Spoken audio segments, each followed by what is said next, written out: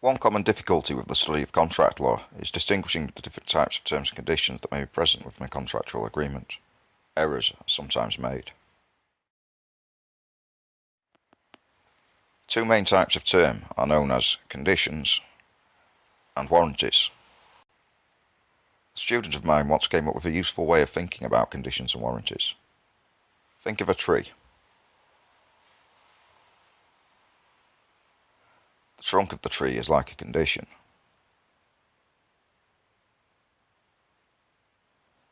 The trunk is the main part of the tree. If the tree is cut down at the trunk, it dies.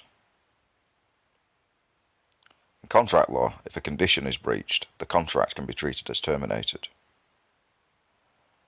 A branch on the tree is like a warranty. If a branch of the tree is broken off, the tree still lives. In contract law, if a warranty is breached, unlike the breach of a condition, this does not kill the contract. Breaching a condition, repudiatory breach, entitles the other party to treat the contract as over, and both parties can be discharged from their obligations under it. If one party breaches a warranty, this only entitles the other party to the agreement to damages, and the contract between the parties lives on in spite of the breach.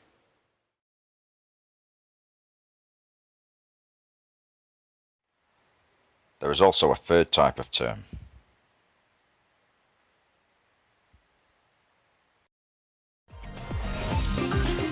The innominate term.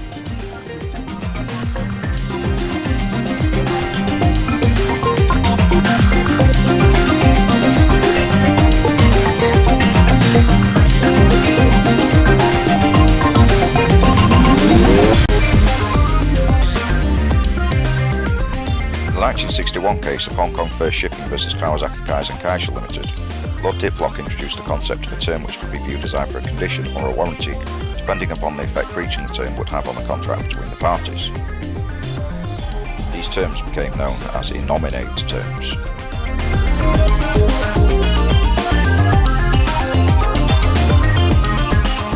With Innominate terms, the court looks to the effect of the breach to determine whether or not it can be regarded as repudiatory.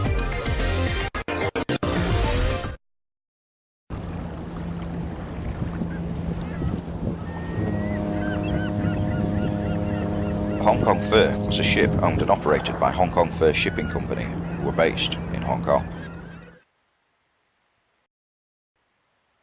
The ship was chartered or hired by Kawasaki for a journey from Liverpool to Osaka, Japan, via the US state of Virginia and the Panama Canal. There were delays during the voyage amounting to 20 weeks, brought about in part by an incompetent staff and a chief engineer who was addicted to drink and repeatedly neglected his duties. Clause 1 of the charter stipulated that the vessel was to be in every way fitted for ordinary cargo service, a term as to seaworthiness. Kawasaki regarded Clause 1 as a condition, which in their view had been breached by Hong Kong First Shipping for their appointment of an incompetent staff, which resulted in the delays.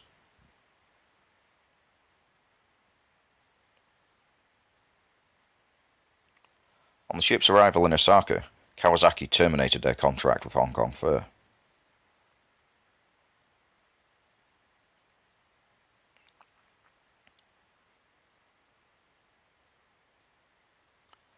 This was a decision they would come to regret.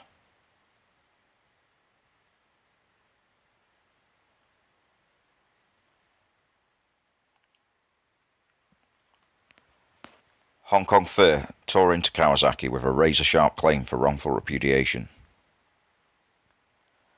Their bite also tore this chunk of contract law away from the black and white concept of conditions and warranties.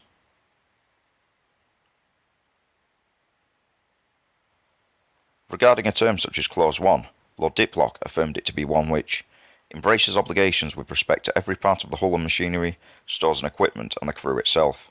It can be broken by the presence of trivial defects easily and rapidly remediable, as well as by defects which must inevitably result in a total loss of the vessel. Consequently, the problem in this case is, in my view, neither solved nor soluble by debating whether the shipowner's express or implied undertaking to tender a seaworthy ship is a condition or a warranty. The court decided that in respect of terms that are not clear, the effect of the breach should be examined to determine whether or not the breach deprives the other party of the main benefit of the contract. If it does, the contract can be treated as breached. On the facts of the case brought by Kawasaki, they had been deprived of only 20 weeks out of their 2-year contract with Hong Kong Fur. The view taken by the court was that this did not serve to deprive them of the main benefit of the contract, and they were unable to claim repudiatory breach. Hong Kong Fur Shipping were victorious, and Kawasaki were liable for wrongful repudiation.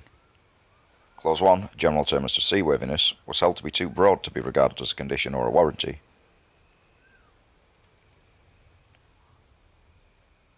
As a result of the decision, the courts have more freedom to look at the effect that a breach of such a term has on the overall contract when seeking to find whether or not it should be regarded as repudiatory.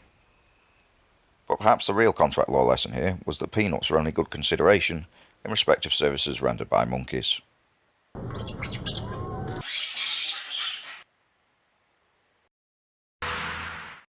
Or was it a lesson in evolution?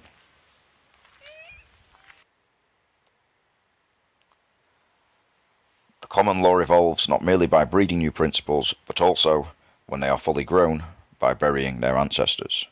Lord Diplock, Hong Kong Fur Shipping versus Kawasaki Kisen Kaisha.